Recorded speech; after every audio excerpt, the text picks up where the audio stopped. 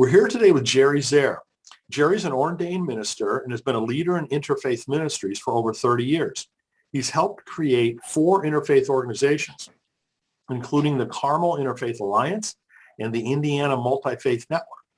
Jerry leads workshops and retreats and speaks at events on different aspects of walking the enlightened path, developing inner peace, learning to forgive, and building understandings of different faith traditions.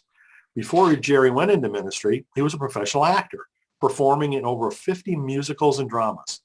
His novel, Blurring the Lines, tells of his experience in the entertainment business in Los Angeles. The theme running through the book is, what are you willing to sell your soul for? That's quite a theme. You can learn more about Jerry at jerryzehr.com. That's JERRYCEHR.com. So welcome, Jerry, and thanks so much for joining us. Oh, thank you, Brian. It's good to be here with you and with your listeners. So before we get into the books, maybe you could tell us a little bit more about your background than what I touched on. It's obviously quite interesting. Well, it's interesting. I grew up in a very conservative background. My grandparents were Amish. I was Mennonite, very conservative. You don't dance, don't drink, don't smoke, don't gamble. You're going to go to hell. It was kind of like, every week you felt like I almost felt worse after church than I did before I went to church. And I just, the minister would say, people who aren't Baptists or Catholics, let alone Hindus and Jews or Buddhists, we're going to go to hell. And I just never bought it. I mean, I went to church camp and I had this great experience of God's love with people all different from me. And that's what I remembered. But so I left the church and I worked professionally in theater. My degree was in speech and theater. I went out to LA and I worked in the entertainment business. I sang on the Johnny Carson show, performed in Comedy Store and some other places. But really, honestly, as much as it looked outwardly like I was really fun and happy, inside, my soul was empty. I was nothing. There was nothing feeding my soul because all in the entertainment business, all relationships are transactional. What can you do for me? What can I do for you? Moving up higher. And it was a pretty empty life. Well, I can imagine, yeah. Tell us about that novel that you wrote. How did that come about? Well, I wrote that after as I've been a minister, and I wrote about my experiences. So part of it's true, and then a lot of it isn't true. But it really was that question, what are you willing to sell your soul? I was always being confronted with that. Like I was doing these resume shots and getting ready for resume shots. And the guy said to me, look, now I was 23, handsome. I was skinny. I didn't look like I am now. And he said, look, if you just take your clothes off and let me do some shots, I'll give you $100. Well, $100. Wow. $100 in 1979 for somebody who's working a minimum wage job was a lot of money. And I just went, no. Now, or like this older woman, I'm working at the Beverly Hills Comstock, which is like the Beverly Hills Hilton, but it was a little more exclusive. And this older woman wanted me to say, if you take my groceries up for me, I'll give you a big tip. And I was like, And that's when the manager came in and said, now, Mrs., I told you the desk clerk cannot come up to your room. Man. Oh, my goodness. And cocaine was big back then, and everybody was doing cocaine. And so there was a lot of temptations. So how did you move from all of that into ministry? Well, I began my own kind of spiritual awakening as I got out of the theater. I was teaching speech and drama in Peru, Indiana, and I walked into a Disciples of Christ church. I just started thinking about going back to church, and I didn't know that there were other churches that weren't like my other one, but I was hoping, because my parents now were going to a Methodist church. They left the Mennonite and all that. They had some better experiences. So I was looking for this Methodist church, but I couldn't find it. And there was a church that said Christian. So I went to it. Well, it was Christian Church Disciples of Christ. It wasn't the Independent. And the minister, I heard about the love of God. And I saw men and women in leadership roles. And then the minister came to visit me the next night. He became my mentor, Don Eskew, but it was such a different breath of fresh air. I was like, wow, okay. So then I started getting engaged again. And then there was Christian Theological Seminary, which was in Indianapolis, was about 2 hours from where Peru was. And I decided I want to go to seminary to put my faith together. I had no intentions of being a minister. I was thinking maybe I might do something with media, but I wanted to have an integrity with the faith. And so I went to seminary really just to understand Interesting. the faith. And that's how I got into ministry. Uh-huh. And so after you graduated, you became a traditional church pastor then? Well, so I was a youth minister, and then I met my wife in seminary. And I had my student churches where I was preaching. And what I found was the parish ministry, I could do drama. I could create worship. And I like speaking, as a theater person. And so it turned out that I fell in love with the parish. I fell in love because of the people, the creativity, and then my interfaith passion was something I always had. I always kind of wanted to see God in a much bigger way. And so I had to work out my own theology a little bit about that. But I was involved with the interfaith work in Indianapolis right away. Back when Jewish Christian dialogue was the cutting edge. But then a Muslim community built a mosque, and I got him, wanted to meet the imam. And I just was saying, because I didn't know anything about Muslims, but I was like, help me understand this. Well, when I heard from the imam, his faith journey was so much like my faith journey.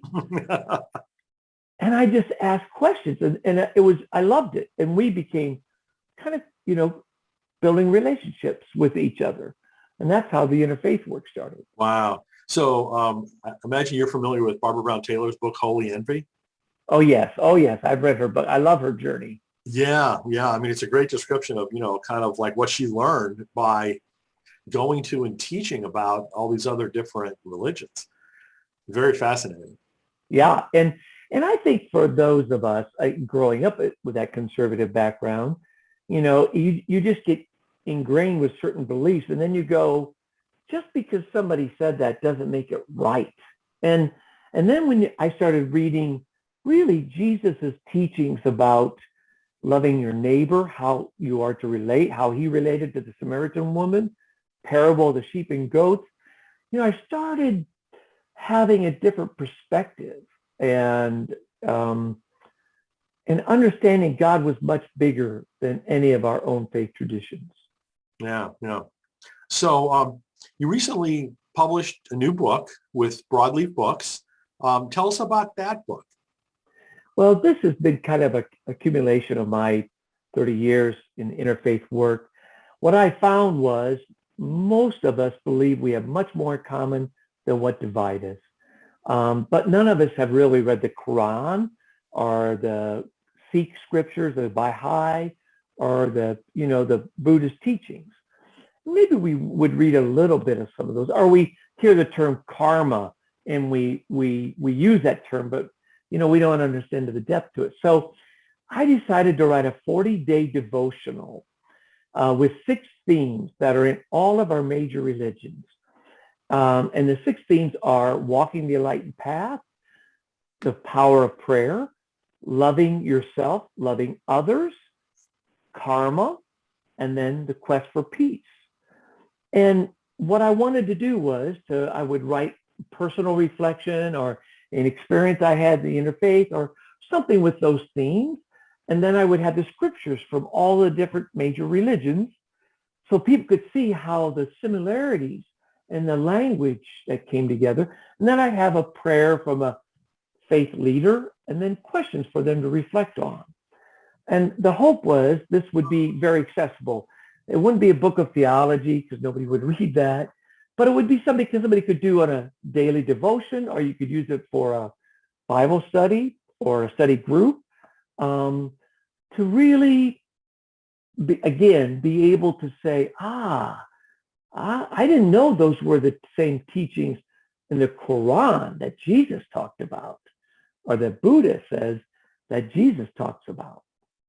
Very interesting. So the book is organized into those 40 chapters, basically? Well, it's it's 6 chapters, and each of them have 7 days of devotion. Okay. So it's a 40-day devotional, but they have 6 themes. The idea is, so you could do like 6 weeks and then meet together every week for a day of reflection, or use it for your own personal 40-day devotional. Well, it seems like it lends itself really well for a group discussion. Yeah, well, I kind of set it up with 6 days to do your own, and then day 7 is a reflection day. Mm-hmm. So people could do it on their own during the week and then come together, Zoom or a study group. But the themes of, we talk about karma, and of course Jesus says you reap what you sow.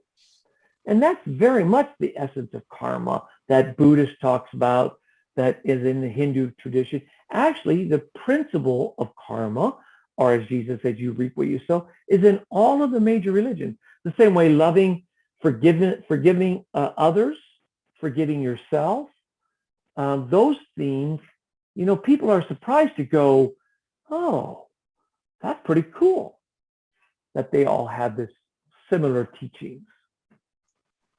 So I'm always fascinated to find out from authors how they got the Brook Deal that they did, right? Because, everyone's got their own different, unique journey on that. How did that happen for you? Well, of course, it first happened because I went to one of your workshops. Okay. And you really helped me. You really gave me encouragement. And then I got I think you gave me those resources to write a book proposal. I put together my book proposal, and I was already working on it already. But the niche of people who say they're spiritual but not religious is growing more and more. And I actually got 2, let me say first, I got one publisher who said it's not Christian enough. So they turned it down. But then I got 2 publishers, Judson Press and Broadleaf, who both jumped on it right away and made me, an offer. I was so, elated. So you went directly to them in both cases, and you didn't go through like a literary agent? Yeah, I couldn't even get a literary agent, I couldn't even, one of this literary agent said, yeah, sounds good, but I have a lot to do. No, I just went directly. Okay. I went directly to all of these, Well, that's really, that's great to know, right? And I knew that, those presses would accept direct submissions, but, that doesn't mean that they're going to accept a book. Well, that's right. And of course, I found out there were some publishers who would not without an agent. And then these were all ones who did. I made a whole list of, I Googled, publishers, spiritual publishers, or that type of thing. And there's a number of those smaller ones who were doing their work too. And I got some inquiry back from a couple of those.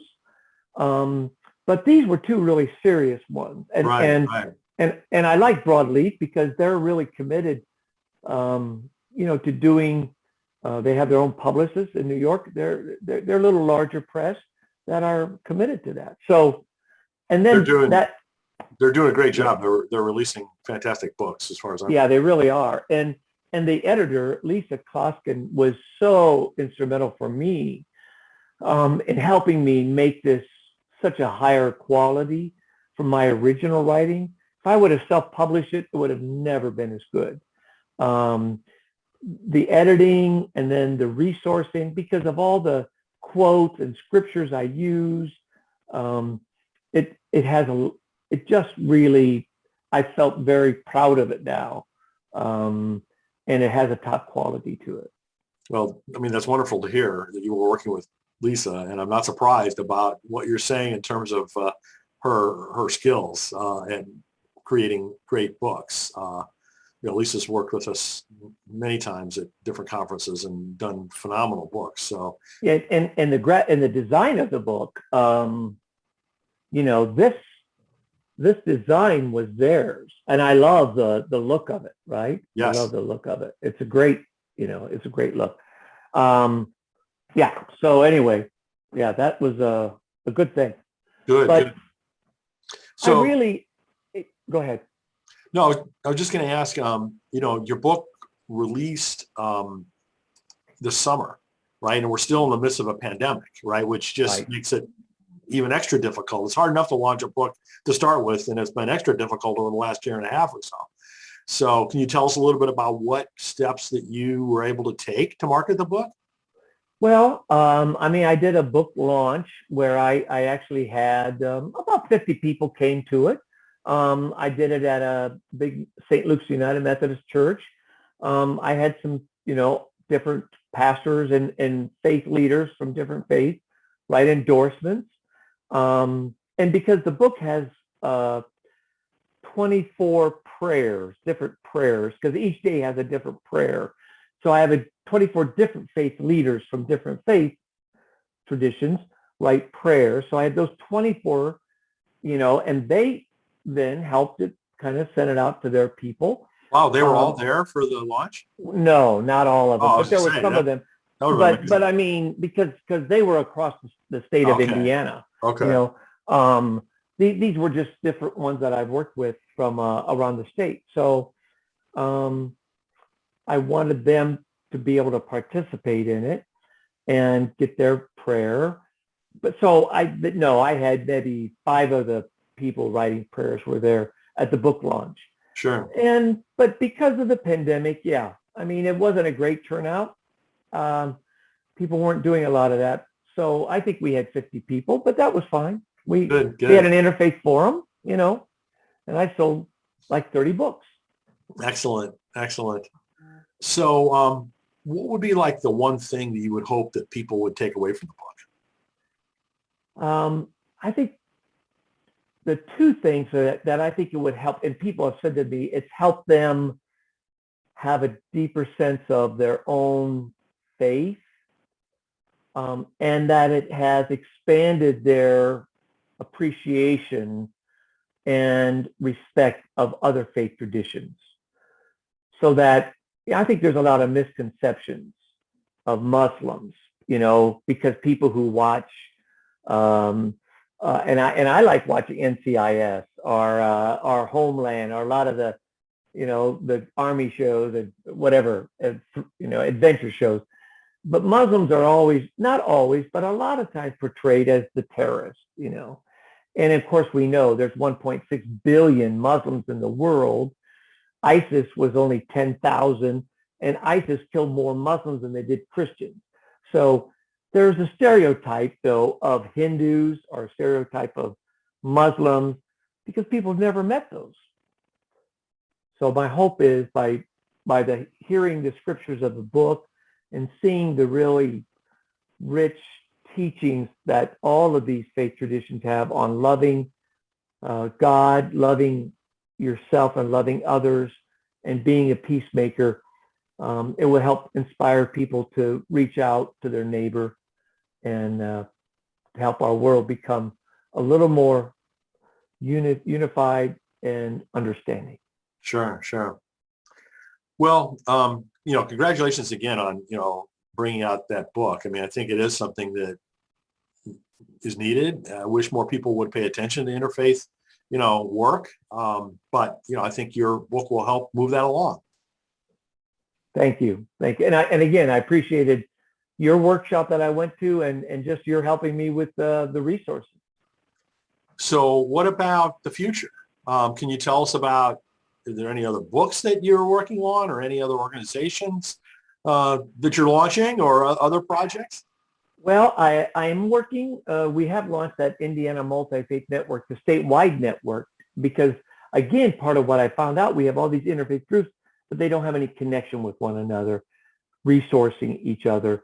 So that is, we're getting ready to launch the website for that. Yeah, I'm thinking about what is next. Right now, I think we're getting a little better. I think by spring, people will feel more, in worship. Across the board, churches are finding about 50% of the people are still staying at home. 50% are maybe coming in present. But as people are more and more, I hope to be able to, go to churches and be able to speak. And, my thing is I'm willing to go for nothing. My purpose isn't really to make money. I just retired as a parish minister. So I want people to read the book. I want to help build up the interfaith understanding. So, I can do Zoom gatherings. I've done some of those, and I'm doing some more of that type of teaching. And that's what I look forward to for the next year. Good. Well, I hope that, this will be one of the small portions of, getting the word out about your work. So, Jerry, congratulations again for doing all this. And just a reminder, you can find more about Jerry and the book at jerryzehr.com, JerryZeher.com. Jerry, thanks again. Thank you, Brian. Namaste.